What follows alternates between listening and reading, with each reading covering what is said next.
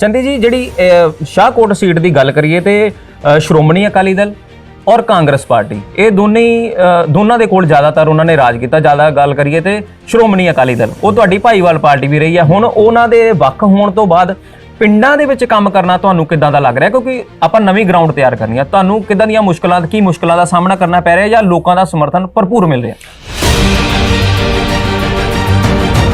नहीं, मुश्किलों का कोई सामना नहीं करना पै रहा सानू जी। लोगों का बहुत भरपूर साथ मिल रहा क्योंकि इलैक्शन जरूर असीं कल्लियां पहली बार लड़ रहे हैं पर भारतीय जनता पार्टी जिहड़ी है दुनिया दे विच ही मैं तो कहांगा भी मन्नी परमन्नी पार्टी है। हिंदुस्तान का बच्चा जिहड़ा भारतीय जनता पार्टी नूं जाणदा।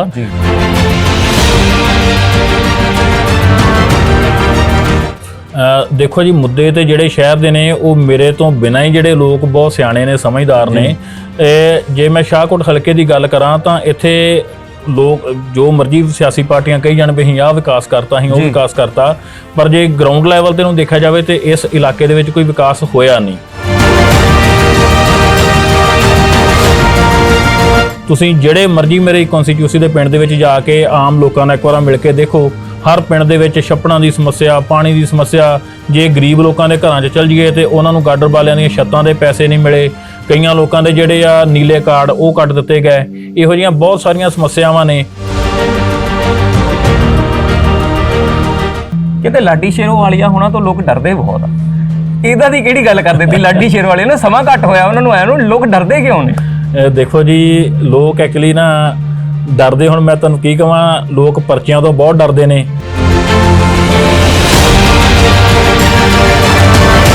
जी, ਤੁਹਾਨੂੰ ਲੱਗਦਾ कि भाजपा ने पूरा मन बना लिया भी पंजाब ਦੇ किसानां ਨੂੰ ਨਾਲ ਲੈ ਕੇ ਚੱਲਣਾ ਹੀ ਚੱਲਣਾ है?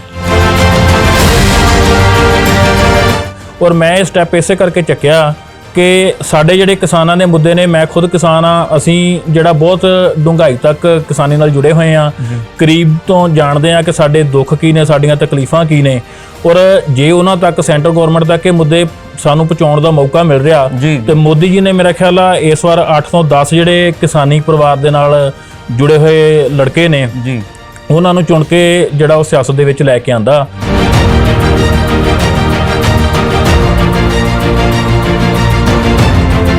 जे सानू इलाके दे लोग इत्थे सेवा करने का मौका दिंदे ने, सानू चुनदे ने, तो असीं जिहड़े साडे किसानां दे मुद्दे ने, साडे गरीब परिवारां दे जिहड़े मुद्दे आ उहनूं पहल दे आधार ते जिहड़ा सेंट्रल गौरमेंट तक भी पहुंचावांगे।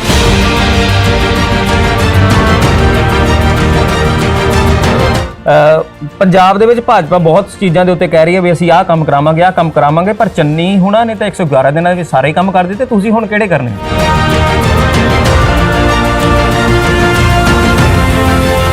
उन्हां विचों कोई एक भी काम होया दिखाओ जी। ऐलान ही नहीं। ईवन मैं गल करा तो थोड़े दिन पहले उन्होंने बयान दिता कि मैं 20 तरीक नूं सरकारी छुट्टी का ऐलान करदा ते वो भी तनख्वाह दे नाल करदा। पर मैं तुहानूं याद दिवाउणा चाहूँगा कि 20 तरीक नूं ऐतवार आ और ऐतवार नूं किहड़े दफ्तर खोलदे ने जिहड़ी वो सरकारी छुट्टी का ऐलान कर रहे ने। मैं अपने इलाके दे विच भी लोकां नूं हमेशा यही गल कहना, जिस पिंड विच भी जाना, कि मैं इस बार तुहाडे कोल वोट मंगण वास्ते आया वां। अगली बार जदों भी इलैक्शन होएगी मैं वोट मंगण नहीं जावांगा इन्हां लोकां दे कोल। ये लोग मेरा काम वेख के मैनूं जिहड़ा वो वोट पाउणगे। हिंद जागृति हैडलाइन देख रहे सारे दर्शकों का स्वागत है। मैं नवीन कुमार। विधान सभा चोणां नूं लैके असीं वख-वख सियासी पार्टियां दे वख-वख अहुदेदारां दे नाल गलबात कर रहे हैं, उन्हां तो जान रहे हैं कि उन्हां दी जिहड़ियां पार्टी दीयां गतिविधियां ने उन्हां दे हलके दे विच किद्दां दीयां चल रहीआं ने। ਅਸੀਂ ਤੁਹਾਨੂੰ ਵੱਖ-ਵੱਖ ਅਹੁਦੇਦਾਰਾਂ ਦੇ ਨਾਲ ਗੱਲਬਾਤ ਕੀਤੀ ਹੈ, ਬਹੁਤ ਸਾਰੇ ਅਹੁਦੇਦਾਰਾਂ ਦੇ ਨਾਲ, ਬਹੁਤ ਸਾਰੇ ਉਮੀਦਵਾਰਾਂ ਦੇ ਨਾਲ ਗੱਲਬਾਤ ਕਰਨ ਤੋਂ ਬਾਅਦ ਅੱਜ ਅਸੀਂ ਪਹੁੰਚੇ ਹਾਂ ਸ਼ਹਿਰ ਸ਼ਾਹਕੋਟ ਦੇ ਵਿੱਚ। ਇੱਥੇ ਦੇ ਉਮੀਦਵਾਰ ਨੇ ਭਾਜਪਾ ਦੇ, ਜਿਹੜੇ ਭਾਜਪਾ ਵੱਲੋਂ ਉਮੀਦਵਾਰ ਐਲਾਨੇ ਗਏ ਨੇ, ਨਰਿੰਦਰਪਾਲ ਸਿੰਘ ਚੰਦੀ ਜੀ।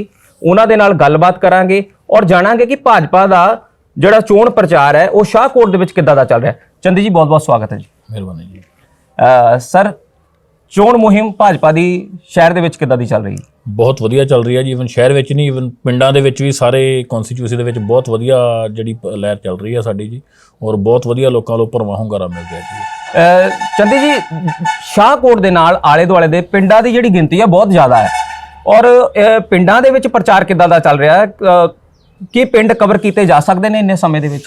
ਦੇਖੋ ਜੀ, ਪਿੰਡ ਕਵਰ ਕਰਨੇ ਜਿਹੜੇ ਜੇ ਆਸਾਨ ਤਾਂ ਨਹੀਂ ਸੀ, ਪਰ ਅਸੀਂ ਅਲੱਗ-ਅਲੱਗ ਟੀਮਾਂ ਬਣਾ ਕੇ ਜਿਹੜੀਆਂ ਨੇ ਉਹਦੇ ਵਿੱਚ ਚੋਣ ਮੈਦਾਨ ਦੇ ਵਿੱਚ ਉਤਾਰੀਆਂ ਨੇ ਮੈਂ, ਔਰ ਅਸੀਂ ਲਗਭਗ ਹਰ ਪਿੰਡ ਨੂੰ ਟੱਚ ਕਰ ਲਿਆ ਹੋਇਆ ਜੀ। ਤੇ ਸ਼ਹਿਰ ਦੀ ਔਰ ਪਿੰਡ ਦੀ ਮਿਲਾ ਕੇ ਸ਼ਾਹਕੋਟ ਦੇ ਹਲਕੇ ਦੇ ਵਿੱਚ ਕਿੰਨੀ ਕੁ ਵੋਟ ਤੁਹਾਨੂੰ ਲੱਗਦਾ ਕਿ ਹੈਗੀ ਹੈ? ਜੀ ਲਗਭਗ 1,81,000 ਵੋਟ ਹੈ, ਔਰ ਪਿਛਲੀਆਂ ਚੋਣਾਂ ਦੇ ਦੌਰਾਨ ਲਗਭਗ 1,25,000 ਤੋਂ 1,30,000 ਜਿਹੜੀ ਵੋਟ ਹੈ ਉਹ ਪੋਲ ਹੋਈ ਸੀ ਇਸ ਇਲਾਕੇ 'ਚ ਜੀ। ਤੁਹਾਡੇ ਇਸ ਪੱਖ ਦੇ ਵਿੱਚ, ਇਸ ਸਾਈਡ ਦੇ ਉੱਤੇ ਤੁਹਾਡੀ ਪਹਿਲੀ ਪਾਰੀ ਹੈ, ਕਿੱਦਾਂ ਦਾ ਮਹਿਸੂਸ ਕਰ ਰਹੇ ਹੋ? ਬਹੁਤ ਵਧੀਆ ਮਹਿਸੂਸ ਕਰ ਰਹੇ ਹਾਂ ਜੀ। ਪਹਿਲਾਂ ਤਾਂ ਇਹ ਹੈ ਕਿ ਇਸ ਇਲਾਕੇ ਦੇ ਵਿੱਚ ਭਾਜਪਾ ਪਹਿਲੀ ਵਾਰ ਇਕੱਲਿਆਂ ਚੋਣ ਲੜ ਰਹੀ ਹੈ, ਔਰ ਮੈਂ ਇਸ ਕਰਕੇ ਵੀ ਆਪਣੇ ਆਪ ਨੂੰ ਖੁਸ਼ਨਸੀਬ ਸਮਝਦਾ ਕਿ ਭਾਰਤੀ ਜਨਤਾ ਪਾਰਟੀ ਨੇ ਪਹਿਲੀ ਵਾਰ ਮੇਰੇ ਤੇ ਯਕੀਨ ਜਤਾਇਆ ਇਸ ਹਲਕੇ ਦੇ ਵਿੱਚੋਂ, ਔਰ ਬਹੁਤ ਵਧੀਆ ਤਰੀਕੇ ਦੇ ਨਾਲ ਅਸੀਂ ਜਿਹੜਾ ਆਪਣੀ ਚੋਣ ਮੁਹਿੰਮ ਨੂੰ ਚਲਾ ਰਹੇ ਹਾਂ, ਔਰ ਬਹੁਤ ਵਧੀਆ ਭਰਵਾਂ ਹੁੰਗਾਰਾ ਸਾਨੂੰ ਲੋਕਾਂ ਤੋਂ ਮਿਲ ਰਿਹਾ ਜੀ। ਮੇਰਾ ਜਿੱਥੇ ਤੱਕ ਮੈਨੂੰ ਪਤਾ ਲੱਗਾ ਵੀ ਤੁਹਾਡਾ ਬੈਕਗ੍ਰਾਉਂਡ ਸਿਆਸੀ ਨਹੀਂ ਹੈਗੀ ਜ਼ਿਆਦਾ, ਤੇ ਪਰ ਭਾਜਪਾ ਦੇ ਨਾਲ ਸੰਪਰਕ ਹੋਣਾ ਕਿੱਦਾਂ ਸਬਬ ਬਣਿਆ ਹੈ ਸਾਰਾ ਜੀ? ਦੇਖੋ ਜੀ, ਇਹ ਤਾਂ ਕਿਸਮਤ ਦੀ ਗੱਲ ਹੁੰਦੀ ਹੈ। ਐਕਚੁਅਲੀ ਜਦੋਂ ਕਿਸਾਨ ਅੰਦੋਲਨ ਸ਼ੁਰੂ ਹੋਇਆ ਸੀ ਤੇ ਮੈਂ ਵੱਖ-ਵੱਖ ਸਿਆਸੀ ਪਾਰਟੀਆਂ ਨੂੰ ਇਹ ਸੁਣਦਾ ਸੀਗਾ ਕਿ ਕਿਉਂਕਿ ਮੈਂ ਖੁਦ ਇੱਕ ਕਿਸਾਨ ਪਰਿਵਾਰ ਦੇ ਨਾਲ ਸੰਬੰਧ ਰੱਖਦਾ ਔਰ ਖੁਦ ਖੇਤੀਬਾੜੀ ਕਰਦਾ ਵਾਂ, ਔਰ ਮੈਂ ਅਲੱਗ-ਅਲੱਗ ਸਿਆਸੀ ਪਾਰਟੀਆਂ ਨੂੰ ਇਹ ਬਿਆਨਬਾਜ਼ੀ ਸੁਣਦਾ ਸੀ ਕਿ ਸੈਂਟਰ ਦੀ ਸਰਕਾਰ ਨੂੰ ਕੀ ਪਤਾ ਕਿਸਾਨਾਂ ਦੇ ਮੁੱਦਿਆਂ ਦਾ, ਗਰੀਬ ਲੋਕਾਂ ਦੇ ਮੁੱਦਿਆਂ ਦਾ, ਉਹਨਾਂ ਦੀਆਂ ਮੁਸ਼ਕਲਾਂ ਕੀ ਨੇ। ਔਰ ਮੈਂ ਇਹ ਚੀਜ਼ ਨੂੰ ਧਿਆਨ ਦੇ ਵਿੱਚ ਰੱਖਦੇ ਹੋਏ ਮੈਨੂੰ ਮੌਕਾ ਮਿਲਿਆ ਤੇ ਮੈਂ ਭਾਰਤੀ ਜਨਤਾ ਪਾਰਟੀ ਜੁਆਇਨ ਕਰਕੇ ਇਸ ਹਲਕੇ ਤੋਂ ਕੈਂਡੀਡੇਟ ਬਣਿਆ। ਔਰ ਮੇਰੀ ਜਿਹੜੀ ਦਿਲੀ ਤਮੰਨਾ ਸੀ, ਦਿਲੀ ਖਾਹਿਸ਼ ਸੀ ਵੀ ਜੇ ਸੈਂਟਰ ਗਵਰਨਮੈਂਟ ਨੂੰ ਨਹੀਂ ਪਤਾ ਇਹਨਾਂ ਚੀਜ਼ਾਂ ਦਾ ਤੇ ਇਹ ਮੁੱਦੇ ਸੈਂਟਰ ਗਵਰਨਮੈਂਟ ਤੱਕ ਕਿਹਨੇ ਪਹੁੰਚਾਉਣੇ ਸੀ, ਜਾਂ ਤੇ ਜਿਹੜੀ ਭਾਜਪਾ ਦੀ ਪਹਿਲੀ ਭਾਈਵਾਲ ਪਾਰਟੀ ਸੀ ਉਹਨਾਂ ਨੇ ਪਹੁੰਚਾਉਣੇ ਸੀ, ਜਾਂ ਜਿਹੜੀ ਮੌਜੂਦਾ ਸਰਕਾਰ ਸੀ ਉਹਨਾਂ ਨੇ ਪਹੁੰਚਾਉਣੇ ਸੀ। ਪਰ ਇਹਨਾਂ ਨੇ ਇਹੋ ਜਿਹਾ ਕੁਝ ਨਹੀਂ ਕੀਤਾ। ਜੇ ਉਹ ਸਹੀ ਫੈਸਲਾ ਉਹਨਾਂ ਨੇ ਨਹੀਂ ਲਿਆ ਜਿਹੜਾ ਕਿਸਾਨੀ ਬਿੱਲਾਂ ਵਾਲਾ, ਤੇ ਉਹਦੇ ਪਿੱਛੇ ਸਭ ਤੋਂ ਵੱਡਾ ਕਾਰਨ ਇਹ ਸਿਆਸੀ ਪਾਰਟੀਆਂ ਦੋਨੋਂ ਰਹੀਆਂ ਨੇ, ਜਿਹਦੇ ਵਿੱਚ ਮੈਂ ਕਹਾਂਗਾ ਕਿ ਕਾਂਗਰਸ ਵੀ ਸ਼ਾਮਲ ਆ ਤੇ ਅਕਾਲੀ ਦਲ ਵੀ ਸ਼ਾਮਲ ਆ। ਔਰ ਮੈਂ ਇਹ ਸਟੈਪ ਇਸੇ ਕਰਕੇ ਚੱਕਿਆ ਕਿ ਸਾਡੇ ਜਿਹੜੇ ਕਿਸਾਨਾਂ ਦੇ ਮੁੱਦੇ ਨੇ, ਮੈਂ ਖੁਦ ਕਿਸਾਨ ਆ, ਅਸੀਂ ਜਿਹੜਾ ਬਹੁਤ ਡੂੰਘਾਈ ਤੱਕ ਕਿਸਾਨੀ ਨਾਲ ਜੁੜੇ ਹੋਏ ਆ, ਕਰੀਬ ਤੋਂ ਜਾਣਦੇ ਆ ਕਿ ਸਾਡੇ ਦੁੱਖ ਕੀ ਨੇ, ਸਾਡੀਆਂ ਤਕਲੀਫਾਂ ਕੀ ਨੇ। ਔਰ ਜੇ ਉਹਨਾਂ ਤੱਕ ਸੈਂਟਰ ਗਵਰਨਮੈਂਟ ਤੱਕ ਇਹ ਮੁੱਦੇ ਸਾਨੂੰ ਪਹੁੰਚਾਉਣ ਦਾ ਮੌਕਾ ਮਿਲ ਰਿਹਾ ਤੇ ਮੋਦੀ ਜੀ ਨੇ ਮੇਰਾ ਖਿਆਲ ਆ ਇਸ ਵਾਰ 8 ਤੋਂ 10 ਜਿਹੜੇ ਕਿਸਾਨੀ ਪਰਿਵਾਰ ਦੇ ਨਾਲ ਜੁੜੇ ਹੋਏ ਲੜਕੇ ਨੇ ਉਹਨਾਂ ਨੂੰ ਚੁਣ ਕੇ ਜਿਹੜਾ ਉਹ ਸਿਆਸਤ ਦੇ ਵਿੱਚ ਲੈ ਕੇ ਆਂਦਾ, ਔਰ ਉਹਨਾਂ ਨੂੰ ਟਿਕਟਾਂ ਦੇ ਕੇ ਉਮੀਦਵਾਰ ਬਣਾਇਆ ਅਲੱਗ-ਅਲੱਗ ਹਲਕਿਆਂ ਤੋਂ। ਔਰ ਜਦੋਂ ਜੇ ਸਾਨੂੰ ਇਲਾਕੇ ਦੇ ਲੋਕ ਇੱਥੇ ਸੇਵਾ ਕਰਨ ਦਾ ਮੌਕਾ ਦਿੰਦੇ ਨੇ, ਸਾਨੂੰ ਚੁਣਦੇ ਨੇ, ਤੇ ਅਸੀਂ ਜਿਹੜੇ ਸਾਡੇ ਕਿਸਾਨਾਂ ਦੇ ਮੁੱਦੇ ਨੇ, ਸਾਡੇ ਗਰੀਬ ਪਰਿਵਾਰਾਂ ਦੇ ਜਿਹੜੇ ਮੁੱਦੇ ਆ, ਉਹਨੂੰ ਪਹਿਲ ਦੇ ਆਧਾਰ ਤੇ ਜਿਹੜਾ ਸੈਂਟਰ ਗਵਰਨਮੈਂਟ ਤੱਕ ਵੀ ਪਹੁੰਚਾਵਾਂਗੇ। ਤੇ ਜੇਕਰ ਸਟੇਟ ਦੇ ਵਿੱਚ ਵੀ ਸਾਡੀ ਭਾਰਤੀ ਜਨਤਾ ਪਾਰਟੀ ਦੀ ਸਰਕਾਰ ਬਣਦੀ ਆ ਤੇ ਅਸੀਂ ਇਹਨਾਂ ਨੂੰ ਪਹਿਲ ਦੇ ਆਧਾਰ ਤੇ ਜਿਹੜਾ ਹੱਲ ਕਰਵਾਵਾਂਗੇ ਜੀ। ਤੁਹਾਨੂੰ ਲੱਗਦਾ ਕਿ ਭਾਜਪਾ ਨੇ ਇਹ ਪੂਰਾ ਮਨ ਬਣਾ ਲਿਆ ਵੀ ਪੰਜਾਬ ਦੇ ਕਿਸਾਨਾਂ ਨੂੰ ਨਾਲ ਲੈ ਕੇ ਚੱਲਣਾ ਹੀ ਚੱਲਣਾ ਹੈ? ਬਿਲਕੁਲ ਜੀ। ਦੇਖੋ, ਪੰਜਾਬ ਜਿਹੜਾ ਵਾ ਇੱਕ ਜਿਹੜਾ ਕਿਸਾਨੀ ਨਾਲ ਜੁੜਿਆ ਹੋਇਆ ਪ੍ਰਾਂਤ ਆ, ਕਿਉਂਕਿ ਪੰਜਾਬ ਦੇ ਵਿੱਚ ਮੇਨ ਤੌਰ ਤੇ ਜਿਹੜੀ ਸਾਡੀ ਮੁੱਖ ਜਿਹੜਾ ਅਸੀਂ ਮੰਨੀਏ ਤੇ ਕਿੱਤਾ ਜਿਹੜਾ ਉਹ ਕਿਸਾਨੀ ਹੀ ਹੈ। ਔਰ ਕਿਸਾਨ ਜਦੋਂ ਸਟਾਰਟਿੰਗ ਦੇ ਵਿੱਚ ਜਦੋਂ ਅਸੀਂ ਪਹਿਲੇ ਦੌਰਾਂ ਦੀ ਗੱਲ ਕਰੀਏ ਤੇ ਇੱਕ ਟਾਈਮ ਸੀ ਜਦੋਂ ਹਿੰਦੁਸਤਾਨ ਜਿਹੜਾ ਖਾਣ ਵਾਸਤੇ ਕਣਕ ਵੀ ਬਾਹਰਲੇ ਦੇਸ਼ਾਂ ਤੋਂ ਮੰਗਵਾਉਂਦਾ ਸੀ, ਤੇ ਉਸ ਟਾਈਮ ਤੇ ਸਾਡੇ ਪ੍ਰਧਾਨ ਮੰਤਰੀ ਨੇ ਨਾਅਰਾ ਦਿੱਤਾ ਸੀ ਕਿ ਜੈ ਜਵਾਨ ਜੈ ਕਿਸਾਨ। ਔਰ ਉਦੋਂ ਕਿਸਾਨਾਂ ਨੂੰ ਇਹਨਾਂ ਨੇ ਹੱਲਾਸ਼ੇਰੀ ਦਿੱਤੀ ਸੀ, ਔਰ ਕਿਸਾਨਾਂ ਨੇ ਜਿਹੜਾ ਸਾਡੇ ਦੇਸ਼ ਦਾ ਢਿੱਡ ਭਰਿਆ ਸੀ। ਔਰ ਅੱਜ ਉਹੀ ਕਿਸਾਨ ਨੇ, ਕਿਸਾਨ ਤਾਂ ਬਦਲ ਨਹੀਂ ਗਏ ਜੀ, ਔਰ ਉਹੀ ਕਿਸਾਨ ਨੇ। ਜੇਕਰ ਅੱਜ ਸਾਨੂੰ ਮੌਕਾ ਮਿਲ ਰਿਹਾ ਕਿ ਅਸੀਂ ਜਿਹੜਾ ਹੁਣ ਜਿਸ ਤਰ੍ਹਾਂ ਪ੍ਰਧਾਨ ਮੰਤਰੀ ਜੀ ਨੇ ਇਸ ਵਾਰ ਕੀਤਾ ਕਿ ਅਸੀਂ ਜਿਹੜੀ ਆਰਗੈਨਿਕ ਖੇਤੀ ਨੂੰ ਬੜਾਵਾ ਦੇਵਾਂਗੇ, ਉਹਨਾਂ ਨੇ ਲਗਭਗ 350 ਕਿਲੋਮੀਟਰ ਲੰਬਾ ਔਰ 10 ਕਿਲੋਮੀਟਰ ਚੌੜਾ ਜਿਹੜਾ ਆਰਗੈਨਿਕ ਖੇਤੀ ਵਾਸਤੇ ਇੱਕ ਜਿਹੜਾ ਪ੍ਰੋਗਰਾਮ ਲਿਖਿਆ, ਉਹਦੇ ਵਿੱਚ ਲਗਭਗ 100 ਕਿਲੋਮੀਟਰ ਲੰਬਾ ਔਰ 10 ਕਿਲੋਮੀਟਰ ਚੌੜਾ ਜਿਹੜਾ ਪੰਜਾਬ ਨੂੰ ਦਿੱਤਾ ਜਾ ਰਿਹਾ ਜੀ। ਔਰ ਉਹ ਕਿਉਂਕਿ ਪੰਜਾਬ ਜਿਹੜਾ ਉਹ ਖੇਤੀ ਪ੍ਰਧਾਨ ਸੂਬਾ ਵਾ, ਇਸ ਕਰਕੇ ਪੰਜਾਬ ਵੱਲ ਉਹਨਾਂ ਨੇ ਵਿਸ਼ੇਸ਼ ਧਿਆਨ ਦਿੱਤਾ। ਔਰ ਉਹਨਾਂ ਨੇ ਵਾਤਾਵਰਨ ਨੂੰ ਵੀ ਇਸ ਕਰਕੇ ਧਿਆਨ ਦੇ ਵਿੱਚ ਰੱਖਿਆ ਵੀ ਆਰਗੈਨਿਕ ਖੇਤੀ ਨਾਲ ਜਿਹੜਾ ਸਾਡਾ ਧਰਤੀ ਦੇ ਵਿਚਲਾ ਪਾਣੀ ਜਿਹੜਾ ਉਹਦਾ ਮਿਆਰ ਬਹੁਤ ਜਿਹੜਾ ਖਰਾਬ ਹੋ ਰਿਹਾ ਔਰ ਡੂੰਘਾ ਜਾ ਰਿਹਾ ਵਾ। ਔਰ ਜਿਹੜਾ ਉਹਨਾਂ ਨੇ ਫਲਾਂ ਦੇ ਉੱਤੇ, ਸਬਜ਼ੀਆਂ ਦੇ ਉੱਤੇ ਵੀ ਜਿਹੜੀ MSP ਦਾ ਜਿਹੜਾ ਵਿਸ਼ਵਾਸ ਦਿਵਾਇਆ, ਕਿਉਂਕਿ ਉਹ ਕੋਡ ਆਫ ਕੰਡਕਟ ਲੱਗਾ ਹੋਣ ਕਰਕੇ ਕੋਈ ਐਲਾਨ ਤਾਂ ਨਹੀਂ ਕਰ ਸਕੇ, ਪਰ ਉਹਨਾਂ ਨੇ ਇਹਦਾ ਸਾਨੂੰ ਆਸ਼ਵਾਸਨ ਜ਼ਰੂਰ ਦਿਵਾਇਆ ਆ। ਔਰ ਜਦੋਂ ਇਹ ਕੋਡ ਆਫ ਕੰਡਕਟ ਖਤਮ ਹੋਏਗਾ ਤੇ ਉਹ ਇਹਦੇ ਤੇ ਕੰਮ ਵੀ ਕਰਨਗੇ। ਔਰ ਜਦੋਂ ਇਹ ਸਾਰੀਆਂ ਚੀਜ਼ਾਂ ਇਹਦੇ ਤੇ ਫਲਾਂ ਦੇ ਉੱਤੇ, ਸਬਜ਼ੀਆਂ ਦੇ ਉੱਤੇ MSP ਮਿਲੇਗੀ ਤੇ ਕਿਸਾਨ ਜਿਹੜੇ ਝੋਨੇ ਦੀ ਖੇਤੀ ਚੋਂ ਵੀ ਬਾਹਰ ਨਿਕਲਣਗੇ। ਔਰ ਆਟੋਮੈਟਿਕਲੀ ਜਿਹੜਾ ਹਵਾ ਜਿਹੜੀ ਆ, ਪਾਣੀ ਦਾ ਜਿਹੜਾ ਪੱਧਰ ਆ, ਉਹਦੇ ਤੇ ਵੀ ਕੰਮ ਹੋਈ ਜਾਏਗਾ। ਔਰ ਆਰਗੈਨਿਕ ਖੇਤੀ ਦਾ ਜਿਹੜਾ ਵੱਲੋਂ ਵੀ ਬੜਾਵਾ ਮਿਲੇਗਾ ਜੀ। ਜੀ ਚੰਦੀ ਜੀ, ਜਿਹੜੀ ਸ਼ਾਹਕੋਟ ਸੀਟ ਦੀ ਗੱਲ ਕਰੀਏ ਤੇ ਸ਼੍ਰੋਮਣੀ ਅਕਾਲੀ ਦਲ ਔਰ ਕਾਂਗਰਸ ਪਾਰਟੀ, ਇਹ ਦੋਨਾਂ ਦੇ ਕੋਲ ਜ਼ਿਆਦਾਤਰ ਉਹਨਾਂ ਨੇ ਰਾਜ ਕੀਤਾ। ਜ਼ਿਆਦਾ ਗੱਲ ਕਰੀਏ ਤੇ ਸ਼੍ਰੋਮਣੀ ਅਕਾਲੀ ਦਲ, ਉਹ ਤੁਹਾਡੀ ਭਾਈਵਾਲ ਪਾਰਟੀ ਵੀ ਰਹੀ ਹੈ। ਹੁਣ ਉਹਨਾਂ ਦੇ ਵੱਖ ਹੋਣ ਤੋਂ ਬਾਅਦ ਪਿੰਡਾਂ ਦੇ ਵਿੱਚ ਕੰਮ ਕਰਨਾ ਤੁਹਾਨੂੰ ਕਿੱਦਾਂ ਦਾ ਲੱਗ ਰਿਹਾ? ਕਿਉਂਕਿ ਆਪਾਂ ਨਵੀਂ ਗਰਾਊਂਡ ਤਿਆਰ ਕਰਨੀ ਆ, ਤੁਹਾਨੂੰ ਕਿੱਦਾਂ ਦੀਆਂ ਮੁਸ਼ਕਲਾਂ ਦਾ ਸਾਹਮਣਾ ਕਰਨਾ ਪੈ ਰਿਹਾ ਜਾਂ ਲੋਕਾਂ ਦਾ ਸਮਰਥਨ ਭਰਪੂਰ ਮਿਲ ਰਿਹਾ? ਨਹੀਂ, ਮੁਸ਼ਕਲਾਂ ਦਾ ਕੋਈ ਸਾਹਮਣਾ ਨਹੀਂ ਕਰਨਾ ਪੈ ਰਿਹਾ ਸਾਨੂੰ ਜੀ। ਲੋਕਾਂ ਦਾ ਬਹੁਤ ਭਰਪੂਰ ਸਾਥ ਮਿਲ ਰਿਹਾ, ਕਿਉਂਕਿ ਇਲੈਕਸ਼ਨ ਜ਼ਰੂਰ ਅਸੀਂ ਇਕੱਲਿਆਂ ਪਹਿਲੀ ਵਾਰ ਲੜ ਰਹੇ ਹਾਂ, ਪਰ ਭਾਰਤੀ ਜਨਤਾ ਪਾਰਟੀ ਜਿਹੜੀ ਆ ਉਹ ਦੁਨੀਆ ਦੇ ਵਿੱਚ ਹੀ ਮੈਂ ਤਾਂ ਕਹਾਂਗਾ ਵੀ ਮੰਨੀ ਪਰਮੰਨੀ ਪਾਰਟੀ ਹੈ। ਹਿੰਦੁਸਤਾਨ ਦਾ ਬੱਚਾ ਜਿਹੜਾ ਭਾਰਤੀ ਜਨਤਾ ਪਾਰਟੀ ਨੂੰ ਜਾਣਦਾ, ਇਸ ਕਰਕੇ ਇਹੋ ਜੀ ਸਾਨੂੰ ਕੋਈ ਮੁਸ਼ਕਲ ਨਹੀਂ ਆ ਰਹੀ ਜੀ। ਜੀ ਤੁਹਾਨੂੰ ਕੀ ਲੱਗਦਾ ਵੀ ਜਿਹੜਾ ਸ਼ਾਹਕੋਟ ਦੇ ਵਿੱਚ ਮੌਜੂਦਾ ਵਿਧਾਇਕ ਨੇ ਲਾਡੀ ਸ਼ੇਰੋਵਾਲੀਆ, ਉਹਨਾਂ ਨੂੰ ਜੇ ਆਪਾਂ ਪਛਾੜਨਾ ਹੋਵੇ ਤਾਂ ਤੁਹਾਨੂੰ ਕਿਹੜੀਆਂ ਮੁੱਦੇ ਤੁਹਾਨੂੰ ਲੱਗਦਾ ਕਿ ਸ਼ਹਿਰ ਦੇ ਉਹਨਾਂ ਦੇ ਉੱਤੇ ਕੰਮ ਕੀਤਾ ਜਾ ਸਕਦਾ ਹੈ? ਦੇਖੋ ਜੀ, ਮੁੱਦੇ ਤੇ ਜਿਹੜੇ ਸ਼ਹਿਰ ਦੇ ਨੇ ਉਹ ਮੇਰੇ ਤੋਂ ਬਿਨਾਂ ਹੀ ਜਿਹੜੇ ਲੋਕ ਬਹੁਤ ਸਿਆਣੇ ਨੇ, ਸਮਝਦਾਰ ਨੇ। ਜੇ ਮੈਂ ਸ਼ਾਹਕੋਟ ਹਲਕੇ ਦੀ ਗੱਲ ਕਰਾਂ ਤਾਂ ਇੱਥੇ ਲੋਕ ਜੋ ਮਰਜ਼ੀ ਸਿਆਸੀ ਪਾਰਟੀਆਂ ਕਹੀ ਜਾਣ ਵੀ ਅਸੀਂ ਆਹ ਵਿਕਾਸ ਕਰਤਾ, ਅਸੀਂ ਉਹ ਵਿਕਾਸ ਕਰਤਾ, ਪਰ ਜੇ ਗਰਾਊਂਡ ਲੈਵਲ ਤੇ ਨੂੰ ਦੇਖਿਆ ਜਾਵੇ ਤੇ ਇਸ ਇਲਾਕੇ ਦੇ ਵਿੱਚ ਕੋਈ ਵਿਕਾਸ ਹੋਇਆ ਨਹੀਂ। ਕਿਉਂਕਿ ਨਾ ਤਾਂ ਇਸ ਇਲਾਕੇ ਦੇ ਵਿੱਚ ਕੋਈ ਡਿਗਰੀ ਕਾਲਜ ਵਧੀਆ ਪ੍ਰਬੰਧ ਕੀਤਾ ਗਿਆ, ਸਿਹਤ ਸਹੂਲਤਾਂ ਦੇ ਪੱਖੋਂ ਵੀ ਸਾਡਾ ਇਲਾਕਾ ਜਿਹੜਾ ਬਹੁਤ ਪਛੜਿਆ ਹੋਇਆ ਆ। ਸੜਕਾਂ ਦੀ ਹਾਲਾਤ ਜੇ ਦੇਖ ਲਈਏ ਤੇ ਉਹ ਵੀ ਇੱਥੇ ਬਹੁਤ ਮਾੜੀ ਆ। ਤੁਸੀਂ ਜਿਹੜੇ ਮਰਜ਼ੀ ਮੇਰੇ ਕਨਸਟੀਟਿਊਂਸੀ ਦੇ ਪਿੰਡ ਦੇ ਵਿੱਚ ਜਾ ਕੇ ਆਮ ਲੋਕਾਂ ਨਾਲ ਇੱਕ ਵਾਰ ਮਿਲ ਕੇ ਦੇਖੋ, ਹਰ ਪਿੰਡ ਦੇ ਵਿੱਚ ਛੱਪੜਾਂ ਦੀ ਸਮੱਸਿਆ, ਪਾਣੀ ਦੀ ਸਮੱਸਿਆ। ਜੇ ਗਰੀਬ ਲੋਕਾਂ ਦੇ ਘਰਾਂ 'ਚ ਚੱਲ ਜਾਈਏ ਤੇ ਉਹਨਾਂ ਨੂੰ ਗਾਡਰ ਵਾਲਿਆਂ ਦੀਆਂ ਛੱਤਾਂ ਦੇ ਪੈਸੇ ਨਹੀਂ ਮਿਲੇ, ਕਈਆਂ ਲੋਕਾਂ ਦੇ ਜਿਹੜੇ ਆ ਨੀਲੇ ਕਾਰਡ ਉਹ ਕੱਟ ਦਿੱਤੇ ਗਏ। ਇਹੋ ਜਿਹੀਆਂ ਬਹੁਤ ਸਾਰੀਆਂ ਸਮੱਸਿਆਵਾਂ ਨੇ, ਔਰ ਜੇਕਰ ਅਸੀਂ ਗਰੀਬ ਲੋਕਾਂ ਦਾ, ਗਰੀਬ ਤਬਕੇ ਦਾ ਸਾਥ ਹੀ ਨਹੀਂ ਦੇਵਾਂਗੇ, ਉਹਨਾਂ ਦੇ ਕਾਰਡ ਕੱਟੀ ਜਾਵਾਂਗੇ, ਉਹਨਾਂ ਨੂੰ ਜੋ ਸੈਂਟਰ ਗਵਰਨਮੈਂਟ ਵੱਲੋਂ ਸਹੂਲਤਾਂ ਦਿੱਤੀਆਂ ਜਾਂਦੀਆਂ ਉਹ ਇਹਨਾਂ ਤੱਕ ਪਹੁੰਚਦੀਆਂ ਨਹੀਂ ਕਰਾਂਗੇ ਤੇ ਉਹਨੂੰ ਤੁਸੀਂ ਵਿਕਾਸ ਸਮਝਦੇ ਹੋ ਜੀ? ਕਿਤੇ ਲਾਡੀ ਸ਼ੇਰੋਵਾਲੀਆ ਹੋਣਾ ਤੋਂ ਲੋਕ ਡਰਦੇ ਬਹੁਤ ਆ। ਇਹਦਾ ਦੀ ਕਿਹੜੀ ਗੱਲ ਕਰਦੇ ਸੀ? ਲਾਡੀ ਸ਼ੇਰੋਵਾਲੀਆ ਨੂੰ ਸਮਾਂ ਘੱਟ ਹੋਇਆ ਉਹਨਾਂ ਨੂੰ ਆਇਆ ਨੂੰ, ਲੋਕ ਡਰਦੇ ਕਿਉਂ ਨੇ? ਦੇਖੋ ਜੀ, ਲੋਕ ਐਕਚੁਅਲੀ ਨਾ ਡਰਦੇ, ਹੁਣ ਮੈਂ ਤੁਹਾਨੂੰ ਕੀ ਕਹਾਂ, ਲੋਕ ਪਰਚੀਆਂ ਤੋਂ ਬਹੁਤ ਡਰਦੇ ਨੇ, ਪਰ ਮੈਂ ਲੋਕਾਂ ਨੂੰ ਇਹੋ ਹੀ ਵਿਸ਼ਵਾਸ ਦਿਵਾਵਾਂਗਾ ਕਿ ਜੇਕਰ ਤੁਸੀਂ ਮੈਨੂੰ ਇੱਥੇ ਸੇਵਾ ਦਾ ਮਤਲਬ ਉਹਨਾਂ ਨੇ ਪਰਚੇ ਕਰਾਏ ਲੋਕਾਂ ਨੇ ਜੀ, ਲੋਕਾਂ ਦੇ ਕੋਲੋਂ ਸੁਣਨ ਵਿੱਚ ਤਾਂ ਇਹੋ ਹੀ ਮਿਲਦਾ ਹੈ ਜੀ। ਤੁਸੀਂ ਘੁੰਮ ਰਹੇ ਹੋ ਪਿੰਡਾਂ? ਹਾਂ, ਕਿਉਂਕਿ ਮੈਂ ਪਿੰਡਾਂ ਦੇ ਵਿੱਚ ਘੁੰਮ ਰਿਹਾ, ਲੋਕਾਂ ਦੇ ਕੋਲੋਂ ਸੁਣਨ ਦੇ ਵਿੱਚ ਇਹੋ ਹੀ ਮਿਲਦਾ। ਔਰ ਮੈਂ ਲੋਕਾਂ ਨੂੰ ਇਹ ਵਿਸ਼ਵਾਸ ਜ਼ਰੂਰ ਦਿਵਾ ਰਿਹਾ ਕਿ ਜੇਕਰ ਤੁਸੀਂ ਮੈਨੂੰ ਇੱਕ ਵਾਰ ਸੇਵਾ ਦਾ ਮੌਕਾ ਦਿਓਗੇ ਤੇ ਇਹੋ ਜਿਹਾ ਕੁਝ ਨਹੀਂ ਹੋਵੇਗਾ, ਬਲਕਿ ਲੋਕਾਂ ਦੇ ਜਿਹੜੇ ਝੂਠੇ ਪਰਚੇ ਦਰਜ ਵੀ ਹੋਏ ਨੇ, ਮੈਂ ਉਹ ਵੀ ਜਿਹੜੇ ਆ ਉਹ ਪ੍ਰਸ਼ਾਸਨ ਦੀ ਮਦਦ ਨਾਲ ਉਹਨਾਂ ਨੂੰ ਕੈਂਸਲ ਕਰਵਾਉਣ ਦੀ ਪੂਰੀ ਕੋਸ਼ਿਸ਼ ਕਰੂੰਗਾ। ਕੱਲ ਪ੍ਰਧਾਨ ਮੰਤਰੀ ਮੋਦੀ ਜਲੰਧਰ ਆਏ ਸੀ, ਤੁਸੀਂ ਵੀ ਉਸ ਮੰਚ ਦੇ ਉੱਤੇ ਮੌਜੂਦ ਸੀਗੇ। ਤੁਹਾਨੂੰ ਕੀ ਲੱਗਦਾ ਵੀ ਪ੍ਰਧਾਨ ਮੰਤਰੀ ਦੀ ਜਿਹੜੀ ਪੰਜਾਬ ਦੀ ਪਹਿਲੀ ਫੇਰੀ ਸੀਗੀ, ਪਹਿਲੀ ਕਹਾਂਗੇ ਫਿਰੋਜ਼ਪੁਰ ਵਾਲੀ ਫੇਰੀ ਕੰਪਲੀਟ ਨਹੀਂ ਸੀ ਹੋ ਸਕੀ, ਤੇ ਕਿੱਦਾਂ ਦਾ ਪ੍ਰਭਾਵ ਪਏਗਾ ਪੰਜਾਬ ਦੀ ਰਾਜਨੀਤੀ ਦੇ ਉੱਪਰ? ਪੰਜਾਬ ਦੀ ਰਾਜਨੀਤੀ ਦੇ ਉੱਤੇ ਉਹਨਾਂ ਦਾ ਬਹੁਤ ਵਧੀਆ ਇਸ ਚੀਜ਼ ਦਾ ਪ੍ਰਭਾਵ ਪਵੇਗਾ, ਕਿਉਂਕਿ ਮੋਦੀ ਜੀ ਨੂੰ ਲੋਕ ਪਸੰਦ ਕਰਦੇ ਨੇ। ਔਰ ਕੱਲ ਰੈਲੀ ਦੇ ਵਿੱਚ ਤੁਸੀਂ ਵੀ ਮੀਡੀਆ ਨਾਲ ਜੁੜੇ ਹੋਏ ਹੋ, ਤੁਸੀਂ ਵੀ ਉੱਥੇ ਹਾਜ਼ਰ ਹੋਵੋਗੇ, ਤੁਸੀਂ ਦੇਖਿਆ ਹੋਵੇਗਾ ਕਿ ਕਿਸ ਤਰ੍ਹਾਂ ਉੱਥੇ ਜਨਸੈਲਾਬ ਉਮੜਿਆ ਸੀ। ਕੋਈ ਇੱਕ ਵੀ ਕੁਰਸੀ ਜਿਹੜੀ ਉਹ ਖਾਲੀ ਨਹੀਂ ਸੀ, ਔਰ ਅੰਦਰ ਤਾਂ ਸਾਰਾ ਭਰਿਆ ਪਿਆ ਸੀ, ਬਾਹਰ ਵੀ ਲੋਕਾਂ ਦਾ ਇੰਨਾ ਜ਼ਿਆਦਾ ਹਜੂਮ ਸੀ ਵੀ ਉਹ ਅੰਦਰ ਜਾਣ ਲਈ ਤਰਸ ਰਹੇ ਸੀ। ਲੋਕ ਨਹੀਂ ਜਾ ਪਾਏ, ਬਹੁਤ ਲੋਕ ਜਿਹੜੇ ਉਹ ਅੰਦਰ ਜਾ ਹੀ ਨਹੀਂ ਪਾਏ ਜੀ, ਕਿਉਂਕਿ ਰਸ਼ ਇੰਨਾ ਜ਼ਿਆਦਾ ਹੋ ਗਿਆ ਸੀਗਾ ਕਿ ਅੰਦਰ ਜਗ੍ਹਾ ਹੀ ਨਹੀਂ ਸੀ ਕਿ ਕੋਈ ਹੋਰ ਕਿਸੇ ਨੂੰ ਅੰਦਰ ਭੇਜਿਆ ਜਾ ਸਕੇ। ਔਰ ਜਦੋਂ ਇਹੋ ਜਿਹੇ ਹਾਲਾਤ ਬਣਦੇ ਨੇ, ਕਿਉਂਕਿ ਲੋਕ ਜਿਹੜੇ ਨੇ ਉਹ ਤਬਦੀਲੀ ਚਾਹੁੰਦੇ ਨੇ। ਜੇ ਕੋਡ ਨਾ ਲੱਗਾ ਹੁੰਦਾ, ਤੁਹਾਨੂੰ ਕੀ ਲੱਗਦਾ ਵੀ ਅੰਦਰ ਜਿਹੜੇ ਲੋਕ ਕੁਰਸੀਆਂ ਤੇ ਬੈਠੇ ਸੀ ਉਹ ਪਹੁੰਚ ਪਾਉਂਦੇ? ਬਿਲਕੁਲ ਜੀ, ਜੇ ਦੇਖਿਆ ਜਾਵੇ ਤੇ ਮੇਰਾ ਖਿਆਲ ਬਹੁਤ ਮੁਸ਼ਕਲ ਸੀਗਾ, ਕਿਉਂਕਿ ਹਾਲੇ ਅੰਦਰ ਕਾਫੀ ਕੁਰਸੀਆਂ ਖਾਲੀ ਸੀ ਤੇ ਪ੍ਰਸ਼ਾਸਨ ਵੱਲੋਂ ਜਿਹੜੇ ਪੁਲਿਸ ਮੁਲਾਜ਼ਮਾਂ ਨੇ ਡਿਊਟੀਆਂ ਲਾਈਆਂ ਗਈਆਂ ਸੀ ਉਹ ਲੋਕਾਂ ਨੂੰ ਅੰਦਰ ਜਾਣ ਤੋਂ ਰੋਕ ਰਹੇ ਸੀ।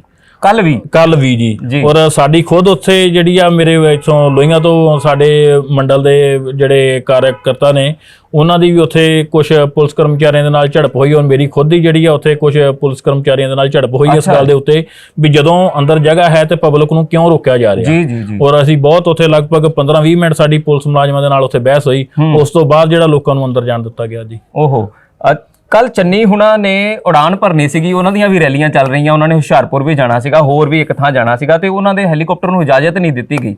ਤੇ ਪ੍ਰਧਾਨ ਮੰਤਰੀ ਮੋਦੀ ਹੁਣੀ ਜਦੋਂ ਸਟੇਜ ਤੇ ਬੋਲ ਰਹੇ ਸੀ, ਉਹਨਾਂ ਤੱਕ ਇਹ ਸੰਦੇਸ਼ ਪਹੁੰਚਿਆ, ਉਹਨਾਂ ਨੇ ਉਹਦਾ ਜਵਾਬ ਵੀ ਦਿੱਤਾ। ਤੁਸੀਂ ਇਸ ਚੀਜ਼ ਨੂੰ ਕਿੱਦਾਂ ਦੇਖ ਰਹੇ ਹੋ? ਬਦਲਾ ਲੈਣਾ ਭਾਰਤੀ ਜਨਤਾ ਪਾਰਟੀ ਨੂੰ ਚੰਗੀ ਤਰ੍ਹਾਂ ਆਂਦਾ? ਜੀ ਨਹੀਂ, ਇਹ ਬਦਲਾ ਲੈਣ ਦੀ ਗੱਲ ਨਹੀਂ ਹੈ, ਇਹ ਪ੍ਰੋਟੋਕਾਲ ਹੈ ਕਿ ਜਦੋਂ ਪ੍ਰਾਈਮ ਮਿਨਿਸਟਰ ਦੀ ਜਿਹੜੀ ਹੈ ਨਾ ਉਹ ਹਵਾਈ ਯਾਤਰਾ ਹੋਵੇ ਤੇ ਹੋਰ ਕਿਸੇ ਵੀ ਜਿਹੜੇ ਪ੍ਰਾਈਵੇਟ ਹੈਲੀਕਾਪਟਰ ਨੂੰ ਉਡਣ ਦੀ ਇਜਾਜ਼ਤ ਨਹੀਂ ਦਿੱਤੀ ਜਾਂਦੀ, ਚਾਹੇ ਉਹ ਆਪਣੇ ਚੀਫ ਮਿਨਿਸਟਰ ਦਾ ਕਿਉਂ ਨਾ ਹੋਵੇ। ਕਿਉਂਕਿ ਜਦੋਂ ਇੱਕ ਵਾਰ ਪ੍ਰਧਾਨ ਮੰਤਰੀ ਜੀ ਜਦੋਂ ਗੁਜਰਾਤ ਤੋਂ ਜਿਹੜੇ ਆਪਣੇ ਮੁੱਖ ਮੰਤਰੀ ਸੀ, ਉਸ ਟਾਈਮ ਤੇ ਇਹਨਾਂ ਨੇ ਚੋਣ ਪ੍ਰਚਾਰ ਵਾਸਤੇ ਜਦੋਂ ਪਹਿਲੀ ਵਾਰ ਉਹ ਪ੍ਰਧਾਨ ਮੰਤਰੀ ਲਈ ਨਾਮਜ਼ਦ ਹੋਏ ਉਹਨਾਂ ਨੇ ਐਲਾਨੇ ਗਏ ਸੀਗੇ, ਉਹਨਾਂ ਨੇ ਹਿਮਾਚਲ ਦੇ ਵਿੱਚ ਪ੍ਰਚਾਰ ਵਾਸਤੇ ਜਾਣਾ ਸੀ। ਉਦੋਂ ਕੱਲ ਨਰਿੰਦਰ ਮੋਦੀ ਜੀ ਨੇ ਵੀ ਸਟੇਜ ਤੇ ਇਹ ਆਪ ਭਾਸ਼ਣ ਦੇ ਵਿੱਚ ਇਹ ਗੱਲ ਬੋਲੀ ਸੀ, ਤੇ ਉਦੋਂ ਰਾਹੁਲ ਗਾਂਧੀ ਜੀ ਹਾਲੇ ਉਹ ਕੋਈ ਪ੍ਰਾਈਮ ਮਿਨਿਸਟਰ ਨਹੀਂ ਸੀ, ਕੁਛ ਨਹੀਂ ਸੀ, ਸਿਰਫ ਇੱਕ MP ਸੀਗੇ, ਔਰ ਉਹਨਾਂ ਦੀ ਅੰਮ੍ਰਿਤਸਰ ਫੇਰੀ ਸੀ, ਸ਼ਾਇਦ ਕਿ ਫਿਰੋਜ਼ਪੁਰ ਫੇਰੀ ਸੀ, ਤੇ ਪ੍ਰਧਾਨ ਮੰਤਰੀ ਜੀ ਨੂੰ ਜਿਹੜਾ ਹੈਲੀਕਾਪਟਰ ਤੇ ਉਡਣ ਦੀ ਇਜਾਜ਼ਤ ਨਹੀਂ ਦਿੱਤੀ ਗਈ ਸੀ। ਔਰ ਇਹ ਤਾਂ ਪ੍ਰੋਟੋਕਾਲ ਆ, ਉਹ ਤੇ ਇੱਕ ਹੈ ਵੀ ਸਿਰਫ ਆਪਾਂ ਕਹੀਏ ਤੇ MP ਸੀਗੇ, ਤੇ ਇਹ ਤਾਂ ਫਿਰ ਪ੍ਰਾਈਮ ਮਿਨਿਸਟਰ ਨੇ। ਜੇ ਕੋਈ ਬਦਲੇ ਵਾਲੀ ਨੀਤੀ ਨਹੀਂ ਹੈ, ਇਹ ਪ੍ਰੋਟੋਕਾਲ ਹੈ, ਇੱਕ ਅਨੁਸ਼ਾਸਨ ਦੀ ਗੱਲ ਕਹਿ ਸਕਦੇ ਹਾਂ ਜੀ। ਕੱਲ ਮੋਦੀ ਸਾਹਿਬ ਉਹਨਾਂ ਨੇ ਕਿਹਾ ਵੀ ਪੰਜਾਬ ਨੂੰ ਅਸੀਂ ਕਰਜ਼ਾ ਮੁਕਤ ਕਰਾਂਗੇ, ਨਸ਼ਾ ਮੁਕਤ ਕਰਾਂਗੇ, ਬਹੁਤ ਸਾਰੀਆਂ ਗੱਲਾਂ ਦੇ ਉੱਪਰ ਵਿਚਾਰ ਹੋਇਆ ਹੈ। ਤੁਸੀਂ ਕੀ ਦੇਖਦੇ ਹੋ ਜੇ ਭਾਰਤੀ ਜਨਤਾ ਪਾਰਟੀ ਆਂਦੀ ਹੈ ਕਿ ਵਾਕਈ ਇਹਨਾਂ ਚੀਜ਼ਾਂ ਦੇ ਉੱਪਰ ਕੰਮ ਕੀਤਾ ਜਾਏਗਾ? ਬਿਲਕੁਲ ਜੀ, ਇਹਨਾਂ ਚੀਜ਼ਾਂ ਦੇ ਉੱਤੇ ਕੰਮ ਕੀਤਾ ਜਾਏਗਾ, ਕਿਉਂਕਿ ਦੇਖੋ ਜਿਹੜਾ ਪੰਜਾਬ ਦੇ ਸਿਰ ਤੇ 4 ਲੱਖ ਕਰੋੜ ਦਾ ਜਿਹੜਾ ਕਰਜ਼ਾ ਚੜਿਆ ਹੋਇਆ ਆ, ਉਹਦੇ ਵਿੱਚ ਜ਼ਿਆਦਾ ਜਿਹੜਾ ਕਰਜ਼ਾ ਹੈ ਉਹ ਜਦੋਂ ਪੰਜਾਬ ਦਾ ਕਾਲਾ ਦੌਰ ਚੱਲ ਰਿਹਾ ਸੀ, ਮਾੜਾ ਵਕਤ ਚੱਲ ਰਿਹਾ ਸੀਗਾ, ਉਸ ਟਾਈਮ ਦੇ ਉੱਤੇ ਜਿਹੜਾ ਪੰਜਾਬ ਦੇ ਉੱਤੇ ਕਰਜ਼ਾ ਚੜਿਆ ਸੀਗਾ। ਔਰ ਇਹ ਦੌਰ ਜਿਹੜਾ ਵਾ, ਇਹਦੇ ਉੱਤੇ ਜਿਹੜਾ ਕੰਮ ਹੋਇਆ ਉਹ ਤਾਂ ਕਰਨਾ ਤਾਂ ਉਸ ਸਮੇਂ ਦੀ ਸੈਂਟਰ ਸਰਕਾਰ ਨੂੰ ਹੀ ਚਾਹੀਦਾ ਸੀਗਾ, ਔਰ ਉਹਨਾਂ ਨੇ ਇਹਦੇ ਵਿੱਚ ਜਿਹੜਾ ਸਾਡੀ ਸਟੇਟ ਦਾ, ਸਾਡੇ ਪ੍ਰਾਂਤ ਦਾ ਜਿਹੜਾ ਉਹ ਸਾਥ ਨਹੀਂ ਦਿੱਤਾ। ਜੇ ਅੱਜ ਜੰਮੂ ਕਸ਼ਮੀਰ ਦੇ ਵਿੱਚ ਇਹ ਹਾਲਾਤ ਬਣੇ ਹੋਏ ਨੇ ਤੇ ਸੈਂਟਰ ਗਵਰਨਮੈਂਟ ਉਹਨਾਂ ਨੂੰ ਪੂਰਾ ਜਿਹੜਾ ਸਾਥ ਦੇ ਰਹੀ ਹੈ, ਤੇ ਉਸ ਟਾਈਮ ਦੇ ਉੱਤੇ ਜਿਹੜੀ ਸੈਂਟਰ ਦੇ ਵਿੱਚ ਸਰਕਾਰ ਸੀ ਕਾਂਗਰਸ ਦੀ, ਉਹਨਾਂ ਨੇ ਪੰਜਾਬ ਪ੍ਰਦੇਸ਼ ਦਾ ਜਿਹੜਾ ਇਹਦੇ ਵਿੱਚ ਸਹਾਇਤਾ ਨਹੀਂ ਕੀਤੀ, ਔਰ ਇਸ ਕਰਕੇ ਉਹ ਕਰਜ਼ਾ ਜਿਹੜਾ ਪੰਜਾਬ ਦੇ ਸਿਰ ਤੇ ਚੜਿਆ, ਕਿਉਂਕਿ ਸਟੇਟ ਦੇ ਕੋਲ ਇੰਨੇ ਜ਼ਿਆਦਾ ਜਿਹੜੇ ਉਹ ਸਾਧਨ ਨਹੀਂ ਹੁੰਦੇ ਕਿ ਉਹ ਇਹੋ ਜਿਹੀਆਂ ਜਿਹੜੀਆਂ ਗਤੀਵਿਧੀਆਂ ਆਪਣੇ ਤੌਰ ਤੇ ਕਰ ਸਕੇ। ਔਰ ਸੈਂਟਰ ਗਵਰਨਮੈਂਟ ਦੇ ਜਿਹੜਾ ਸਾਥ ਦੇ ਨਾਲ ਹੀ ਇਹ ਸਾਰਾ ਕੁਝ ਕੀਤਾ ਜਾ ਸਕਦਾ, ਪਰ ਉਹ ਸੈਂਟਰ ਗਵਰਨਮੈਂਟ ਦਾ ਸਾਥ ਨਹੀਂ ਮਿਲਿਆ ਤੇ ਪੰਜਾਬ ਜਿਹੜਾ ਉਹ ਕਰਜ਼ੇ ਦੇ ਬੋਝ ਥੱਲੇ ਦੱਬ ਹੋ ਗਿਆ। ਔਰ ਅੱਜ ਜੇ ਸੈਂਟਰ ਦੇ ਵਿੱਚ ਪ੍ਰਧਾਨ ਮੰਤਰੀ ਜੀ ਬੈਠੇ ਨੇ ਔਰ ਉਹ ਆਸ਼ਵਾਸਨ ਦਿਵਾ ਰਹੇ ਨੇ ਕਿ ਇਹ ਕੰਮ ਸੈਂਟਰ ਦਾ ਸੀਗਾ, ਤੇ ਜੇ ਪਹਿਲੀ ਸਰਕਾਰਾਂ ਨੇ ਨਹੀਂ ਕੀਤਾ ਤਾਂ ਉਹ ਕਰਨਗੇ ਇਸ ਚੀਜ਼ ਨੂੰ। ਜੀ, ਪੰਜਾਬ ਦੇ ਵਿੱਚ ਭਾਜਪਾ ਬਹੁਤ ਚੀਜ਼ਾਂ ਦੇ ਉੱਤੇ ਕਹਿ ਰਹੀ ਹੈ ਵੀ ਅਸੀਂ ਆਹ ਕੰਮ ਕਰਾਵਾਂਗੇ, ਪਰ ਚੰਨੀ ਹੁਣਾਂ ਨੇ ਤਾਂ 111 ਦਿਨਾਂ ਦੇ ਵਿੱਚ ਸਾਰੇ ਕੰਮ ਕਰ ਦਿੱਤੇ, ਤੁਸੀਂ ਹੁਣ ਕਿਹੜੇ ਕਰਨੇ ਆ? ਉਹਨਾਂ ਵਿੱਚੋਂ ਕੋਈ ਇੱਕ ਵੀ ਕੰਮ ਹੋਇਆ ਦਿਖਾਓ ਜੀ। ਐਲਾਨ ਹੀ ਨਹੀਂ, ਈਵਨ ਮੈਂ ਗੱਲ ਕਰਾਂ ਤਾਂ ਥੋੜੇ ਦਿਨ ਪਹਿਲਾਂ ਉਹਨਾਂ ਨੇ ਬਿਆਨ ਦਿੱਤਾ ਕਿ ਮੈਂ 20 ਤਰੀਕ ਨੂੰ ਸਰਕਾਰੀ ਛੁੱਟੀ ਦਾ ਐਲਾਨ ਕਰਦਾ, ਤੇ ਉਹ ਵੀ ਤਨਖਾਹ ਦੇ ਨਾਲ ਕਰਦਾ। ਪਰ ਮੈਂ ਤੁਹਾਨੂੰ ਯਾਦ ਦਿਵਾਉਣਾ ਚਾਹੂੰਗਾ ਕਿ 20 ਤਰੀਕ ਨੂੰ ਐਤਵਾਰ ਆ, ਔਰ ਐਤਵਾਰ ਨੂੰ ਕਿਹੜੇ ਦਫ਼ਤਰ ਖੋਲਦੇ ਨੇ ਜਿਹੜੀ ਉਹ ਸਰਕਾਰੀ ਛੁੱਟੀ ਦਾ ਐਲਾਨ ਕਰ ਰਹੇ ਨੇ, ਕਿਉਂਕਿ ਲੋਕਾਂ ਨੇ ਉਹਨਾਂ ਨੂੰ ਇੱਕ ਐਲਾਨੀਆ ਮੁੱਖ ਮੰਤਰੀ ਦਾ ਹੀ ਨਾਮ ਦਿੱਤਾ ਹੋਇਆ ਜੀ, ਔਰ ਉਹ ਐਲਾਨੀਆ ਮੁੱਖ ਮੰਤਰੀਆਂ ਵਾਲੇ ਕੰਮ ਕਰਕੇ ਦਿਖਾ ਵੀ ਰਹੇ ਨੇ ਜੀ। ਪ੍ਰਧਾਨ ਮੰਤਰੀ ਮੋਦੀ ਹੁਣਾਂ ਨੇ ਕੱਲ ਜ਼ਿਕਰ ਕੀਤਾ, ਮੈਂ ਵਿਸ਼ੇਸ਼ ਰੂਪ ਦੇ ਵਿੱਚ ਜ਼ਿਕਰ ਕਰਨਾ ਚਾਹਾਂਗਾ ਕਿ ਪਹਿਲਾਂ ਫਿਰੋਜ਼ਪੁਰ ਵਾਲੇ ਸਮੇਂ ਦੇ ਵਿੱਚ ਉਹਨਾਂ ਦੀ ਸੁਰੱਖਿਆ ਨੂੰ ਲੈ ਕੇ ਜੋ ਪੂਰੇ ਵਿਸ਼ਵ ਦੇ ਵਿੱਚ ਇਹ ਗੱਲ ਪਹੁੰਚੀ, ਤੇ ਉਸ ਤੋਂ ਬਾਅਦ ਹੁਣ ਕੱਲ ਵੀ ਉਹਨਾਂ ਨੇ ਜ਼ਿਕਰ ਕਰ ਦਿੱਤਾ ਵੀ ਮੈਂ ਦੇਵੀ ਤਲਾਬ ਮੰਦਿਰ ਜਾਣਾ ਚਾਹੁੰਦਾ ਸੀ ਮੱਥਾ ਟੇਕਣ ਲਈ, ਪਰ ਪ੍ਰਸ਼ਾਸਨ ਵੱਲੋਂ ਮੈਨੂੰ ਕੋਈ ਪੁਖਤਾ ਇੰਤਜ਼ਾਮ ਨਹੀਂ ਹੋਏ, ਇਸ ਕਰਕੇ ਮੈਂ ਨਹੀਂ ਜਾ ਪਾਇਆ। ਤੁਹਾਨੂੰ ਕੀ ਲੱਗਦਾ ਕਿ ਪੰਜਾਬ ਦੇ ਵਿੱਚ ਜਿਹੜੀ ਸੁਰੱਖਿਆ ਨੂੰ ਲੈ ਕੇ, ਜੇ ਇੱਕ ਪ੍ਰਧਾਨ ਮੰਤਰੀ ਨਹੀਂ ਦੇਸ਼ ਦਾ ਸੁਰੱਖਿਅਤ, ਤੇ ਪੰਜਾਬ ਦੀ ਜਿਹੜੀ ਸੁਰੱਖਿਆ ਉਹ ਕਿੱਧਰ ਨੂੰ ਜਾ ਰਹੀ ਹੈ? ਇਹ ਤੇ ਗੱਲ ਵਿਚਾਰਨ ਵਾਲੀ ਹੈ ਜੀ ਕਿ ਇੱਕ ਸਰਕਾਰ ਜਿਹੜੀ ਆ ਉਹ ਇੱਕ ਪ੍ਰਧਾਨ ਮੰਤਰੀ ਦੀ ਸੁਰੱਖਿਆ ਵਾਸਤੇ ਹੱਥ ਖੜੀ ਕਰ ਗਈ ਆ, ਤੇ ਇੱਕ ਆਮ ਨਾਗਰਿਕ ਦਾ ਇਸ ਪ੍ਰਾਂਤ ਦੇ ਵਿੱਚ ਕੀ ਹਾਲ ਹੁੰਦਾ ਹੋਏਗਾ? ਇਹ ਸਵਾਲ ਜਿਹੜਾ ਉਹ ਕਾਂਗਰਸ ਸਰਕਾਰ ਨੂੰ ਤੁਹਾਨੂੰ ਕਰਨਾ ਚਾਹੀਦਾ ਕਿ ਇਹਦਾ ਜਵਾਬ ਉਹ ਦੇਣ ਕਿ ਜੇ ਇੱਕ ਸਾਡੇ ਦੇਸ਼ ਦਾ ਪ੍ਰਧਾਨ ਮੰਤਰੀ ਇੱਥੇ ਆਣ ਕੇ ਸੁਰੱਖਿਅਤ ਨਹੀਂ ਆ, ਤੇ ਇੱਕ ਆਮ ਨਾਗਰਿਕ ਜਿਹੜਾ ਉਹ ਕਿਹਨਾਂ ਹਾਲਾਤਾਂ ਵਿੱਚੋਂ ਲੰਘਦਾ ਹੋਵੇਗਾ? ਜੀ, ਜੇ ਸ਼ਾਹਕੋਟ ਦੀ ਗੱਲ ਕਰੀਏ, ਸ਼ਾਹਕੋਟ ਦੇ ਲੋਕ ਭਾਜਪਾ ਨੂੰ ਇਸ ਵਾਰ ਜੇ ਮੈਂ ਗੱਲ ਕਰਾਂ ਤੇ ਵੋਟ ਕਿਉਂ ਪਾਣ, ਕਿਹੜੀ ਚੀਜ਼ਾਂ ਦੇ ਉੱਤੇ ਉਹਨਾਂ ਨੂੰ ਵਿਸ਼ਵਾਸ ਦਿਲਾਇਆ ਜਾ ਸਕਦਾ ਵੀ ਤੁਸੀਂ ਇੱਕ ਵਾਰੀ ਭਾਜਪਾ ਨੂੰ ਵੋਟ ਜ਼ਰੂਰ ਪਾਓ?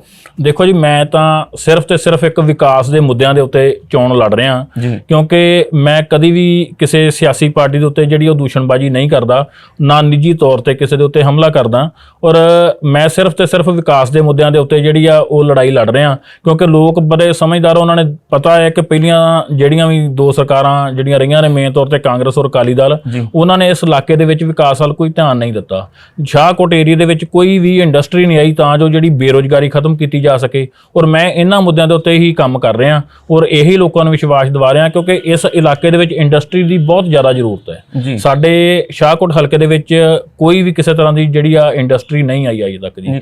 ਆਲੂ ਤੇ ਖਰਬੂਜੇ ਦੇ ਲਈ ਤਾਂ ਇਹ ਜਿਹੜੀ ਤੁਹਾਡਾ ਏਰੀਆ ਹੈਗਾ ਉਹ ਮੰਨਿਆ ਜਾਂਦਾ, ਪਰ ਇਹਦੇ ਉੱਤੇ ਕਦੀ ਵਿਚਾਰ ਨਹੀਂ ਹੋਇਆ ਸਰਕਾਰਾਂ ਦਾ ਵੀ ਇੱਧਰ ਇਸ ਚੀਜ਼ ਨੂੰ ਬੜਾਵਾ ਦਿੱਤਾ ਜਾਏ? ਨਹੀਂ ਜੀ, ਇਹਦੇ ਉੱਤੇ ਸਰਕਾਰਾਂ ਨੇ ਅੱਜ ਤੱਕ ਜਿਹੜਾ ਇਹਦੇ ਤੇ ਕੋਈ ਵਿਚਾਰ ਨਹੀਂ ਕੀਤਾ, ਕਿਉਂਕਿ ਆਲੂ ਔਰ ਖਰਬੂਜੇ ਦੇ ਵਿੱਚ ਜਿਹੜਾ ਨਾ ਉਹ ਨੈਸ਼ਨਲ ਲੈਵਲ ਤੇ ਨਹੀਂ ਬਲਕਿ ਇੰਟਰਨੈਸ਼ਨਲ ਲੈਵਲ ਤੇ ਜਿਹੜੀ ਮੇਰੀ ਸ਼ਾਹਕੋਟ ਕੌਂਸਟੀਚੂਸੀ ਆ ਉਹ ਮਸ਼ਹੂਰ ਹੈ ਜੀ। ਪਰ ਇੱਥੇ ਕਿਸੇ ਤਰ੍ਹਾਂ ਦਾ ਕੋਈ ਪ੍ਰੋਸੈਸਿੰਗ ਪਲਾਂਟ ਨਹੀਂ ਲਗਾਇਆ ਗਿਆ। ਇਵਨ ਰੂਪੇ ਵਾਲੀ ਦੇ ਲਾਗੇ ਖਰਬੂਜੇ ਦੀ ਮੰਡੀ ਲੱਗਦੀ ਹੈ, ਔਰ ਉਹ ਲਗਭਗ 1.5 ਤੋਂ 2 ਕਿਲੋਮੀਟਰ ਦਾ ਸਫ਼ਰ ਤੈਅ ਕਰਨ ਵਾਸਤੇ ਘੱਟੋ ਘੱਟ ਵੀ ਜ਼ਿਆਦਾ ਨਹੀਂ ਤਾਂ 1 ਘੰਟਾ ਜਿਹੜਾ ਉਹ ਲੱਗਦਾ ਹੈ ਜੀ। ਅੱਛਾ ਜੀ। ਕਿਉਂਕਿ ਮੰਡੀ ਦਾ ਵੀ ਜਿਹੜੀ ਸਹੂਲਤ ਆ ਕਿਸਾਨਾਂ ਨੂੰ ਵਧੀਆ ਤਰੀਕੇ ਨਾਲ ਨਹੀਂ ਦਿੱਤੀ ਪਿਛਲੀਆਂ ਸਰਕਾਰਾਂ ਨੇ। ਔਰ ਮੈਂ ਇਹ ਮੁੱਦਾ ਵੀ ਜਿਹੜਾ ਲੋਕਾਂ ਦੇ ਕੋਲ ਉਠਾਉਣਾ ਵਾਂ, ਕਿਉਂਕਿ ਸਭ ਤੋਂ ਪਹਿਲਾਂ ਤਾਂ ਇਸ ਇਲਾਕੇ ਦੇ ਵਿੱਚ ਜਿਹੜਾ ਮੈਂ ਪ੍ਰੋਸੈਸਿੰਗ ਯੂਨਿਟ ਹੀ ਲੈ ਕੇ ਆਵਾਂਗਾ ਤਾਂ ਜੋ ਆਲੂ ਔਰ ਖਰਬੂਜੇ ਦੀ ਜਿਹੜੀ ਖੇਤੀ ਆ ਉਹਨੂੰ ਬੜਾਵਾ ਦਿੱਤਾ ਜਾ ਸਕੇ ਜੀ। ਜਾਂਦੇ ਜਾਂਦੇ ਸਾਡੇ ਦਰਸ਼ਕਾਂ ਨੂੰ, ਸ਼ਾਹਕੋਟ ਦੇ ਲੋਕਾਂ ਨੂੰ ਤੁਸੀਂ 20 ਫਰਵਰੀ ਨੂੰ ਹੋਣ ਵਾਲੀਆਂ ਚੋਣਾਂ ਲਈ ਕੀ ਅਪੀਲ ਕਰਨਾ ਚਾਹੋਗੇ? ਮੈਂ ਲੋਕਾਂ ਨੂੰ ਇਹੀ ਅਪੀਲ ਕਰਨੀ ਚਾਹੂੰਗਾ ਕਿ ਤੁਸੀਂ ਪਹਿਲੀਆਂ ਦੋਵੇਂ ਸਰਕਾਰਾਂ ਨੂੰ ਦੇਖ ਚੁੱਕੇ ਹੋ। ਹੁਣ ਇੱਕ ਵਾਰ ਪੰਜਾਬ ਦੇ ਵਿੱਚ ਕੀ ਪੂਰੇ ਪੰਜਾਬ ਦੇ ਵਿੱਚ, ਮੈਂ ਸ਼ਾਹਕੋਟ ਵਿੱਚ ਦੀ ਗੱਲ ਨਹੀਂ ਕਰਾਂਗਾ, ਮੈਂ ਪੂਰੇ ਪੰਜਾਬ ਦੀ ਗੱਲ ਕਰਾਂਗਾ ਕਿ ਇੱਕ ਵਾਰ ਭਾਰਤੀ ਜਨਤਾ ਪਾਰਟੀ ਨੂੰ ਮੌਕਾ ਦਿਓ ਤੇ ਇਹ ਡਬਲ ਇੰਜਨ ਸਰਕਾਰ ਕਿਸ ਤਰ੍ਹਾਂ ਕੰਮ ਕਰੇਗੀ ਉਹ ਲੋਕਾਂ ਦੇ ਸਾਹਮਣੇ ਆ ਜਾਵੇਗਾ। ਮੈਂ ਆਪਣੇ ਇਲਾਕੇ ਦੇ ਵਿੱਚ ਵੀ ਲੋਕਾਂ ਨੂੰ ਹਮੇਸ਼ਾ ਇਹੀ ਗੱਲ ਕਹਿਣਾ, ਜਿਸ ਪਿੰਡ ਵਿੱਚ ਵੀ ਜਾਣਾ, ਕਿ ਮੈਂ ਇਸ ਵਾਰ ਤੁਹਾਡੇ ਕੋਲ ਵੋਟ ਮੰਗਣ ਵਾਸਤੇ ਆਇਆ ਵਾਂ। ਅਗਲੀ ਵਾਰ ਜਦੋਂ ਵੀ ਇਲੈਕਸ਼ਨ ਹੋਵੇਗੀ ਮੈਂ ਵੋਟ ਮੰਗਣ ਨਹੀਂ ਜਾਵਾਂਗਾ ਇਹਨਾਂ ਲੋਕਾਂ ਦੇ ਕੋਲ। ਇਹ ਲੋਕ ਮੇਰਾ ਕੰਮ ਵੇਖ ਕੇ ਮੈਨੂੰ ਜਿਹੜਾ ਉਹ ਵੋਟ ਪਾਉਣਗੇ। ਮੈਂ ਵੈਸੇ ਲੋਕਾਂ ਦੇ ਵਿੱਚ ਵਿਚਰਾਂਗਾ, ਹਰ ਘਰ 'ਚ ਜਾਵਾਂਗਾ, ਹਰ ਇਲਾਕੇ ਦੇ ਵਿੱਚ ਜਾਵਾਂਗਾ, ਪਰ ਵੋਟ ਮੰਗਣ ਵਾਸਤੇ ਕਿਸੇ ਪਿੰਡ ਦੇ ਵਿੱਚ ਨਹੀਂ ਜਾਵਾਂਗਾ, ਕਿਸੇ ਵਿਅਕਤੀ ਨੂੰ ਨਹੀਂ ਕਹਾਂਗਾ ਕਿ ਮੈਨੂੰ ਵੋਟ ਪਾਓ, ਕਿਉਂਕਿ ਮੈਂ ਕੰਮ ਹੀ ਲੋਕਾਂ ਨੂੰ ਇਹੋ ਜਿਹਾ ਕਰਕੇ ਦੇਵਾਂਗਾ, ਇਹੋ ਜਿਹਾ ਕਰਕੇ ਦਿਖਾਵਾਂਗਾ ਕਿ ਇਹ ਲੋਕਾਂ ਦੀ ਪਸੰਦ ਹੋਏਗੀ ਕਿ ਅਸੀਂ ਵੋਟ ਜਿਹੜੀ ਉਹ ਭਾਜਪਾ ਦੇ ਕੈਂਡੀਡੇਟ ਨਰਿੰਦਰਪਾਲ ਸਿੰਘ ਚੰਦੀ ਨੂੰ ਹੀ ਪਾਉਣੀ ਹੈ ਜੀ। ਸੋ ਇਹ ਸੀ ਸਾਡੇ ਨਾਲ ਨਰਿੰਦਰਪਾਲ ਸਿੰਘ ਚੰਦੀ, ਜੋ ਕਿ ਸ਼ਾਹਕੋਟ ਤੋਂ ਉਮੀਦਵਾਰ ਨੇ ਭਾਰਤੀ ਜਨਤਾ ਪਾਰਟੀ ਦੇ। ਪਰ ਇਹਨਾਂ ਦਾ ਵਿਸ਼ਵਾਸ ਹੈ ਕਿ ਜੇਕਰ ਇੱਕ ਵਾਰ ਲੋਕ ਸ਼ਾਹਕੋਟ ਦੇ ਇਹਨਾਂ ਨੂੰ ਪਿਆਰ ਦਿੰਦੇ ਨੇ, ਕੰਮ ਕਰਨ ਦਾ, ਸੇਵਾ ਕਰਨ ਦਾ ਮੌਕਾ ਦਿੰਦੇ ਨੇ, ਤੇ ਇਹ ਵੋਟ ਮੰਗਣ ਨਹੀਂ ਜਾਣਗੇ, ਇਹਨਾਂ ਦੇ ਕੰਮ ਇਦਾਂ ਦੇ ਕਰਨਗੇ ਕਿ ਲੋਕ ਆਪ ਅਗਲੀ ਵਾਰ ਇਹਨਾਂ ਨੂੰ ਵੋਟਾਂ ਪਾਣਗੇ।